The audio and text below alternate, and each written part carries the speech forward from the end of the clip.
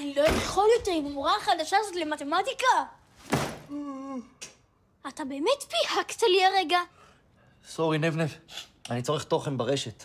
אתה צריך לגרות אותי עם כותרת אחרת כדי שאני אהיה מעוניין. כותרת יותר מגרה? לא תאמינו מה האישה שכולכם מכירים עשתה לי היום. עכשיו אתה מדבר. מי ומה היא עשתה? המורה שלי רשמה אותי לאולימפיאדת המתמטיקה.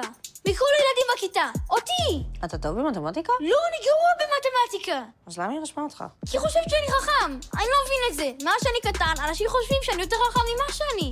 ממה שאני. מה אתה עושה? מכניס אתכם לאווירה של הפלשבק. ממה שאני.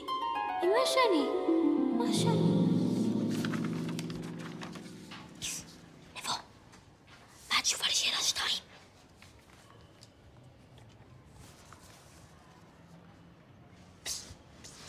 נבוא. מה התשובה לשאלה 3?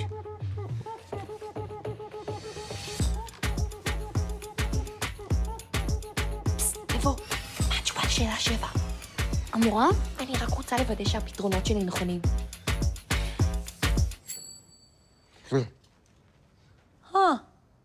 מוזר, אתה באמת אחד התלמידים הכי בינוניים שאני מכירה. תודה. אז למה כולם חושבים שאני כזה חכם כל הזמן? אתה באמת לא מבין? לא, אני באמת לא מבין. זה מה שאני אומר, אני לא כזה חכם. זה המשקפיים, נבוא. המשקפיים? אנשים עם משקפיים משום מה נחשבים יותר חכמים מכולם. מה זה קשור? בגלל שאני לא רואה טוב אז אני יותר חכם? משהו כזה? נב, תקשיב, אחי. הנה, אתה פה, טוב שאתה פה, תקשיב. הטלפון שלי לאחרונה התחיל לעשות לי הרבה בעיות. אני צריך שתסתכל, אתה בטח מבין בזה רגע. הנה, תסתכל. שווה שנייה, אחי. לא משנה, אני אסתדר. תודה, יש לי דוד, מנקה ערובות, הוא בטח ממש טוב עם טכנולוגיה, אחי. ביי, תודה, אוהב אותך.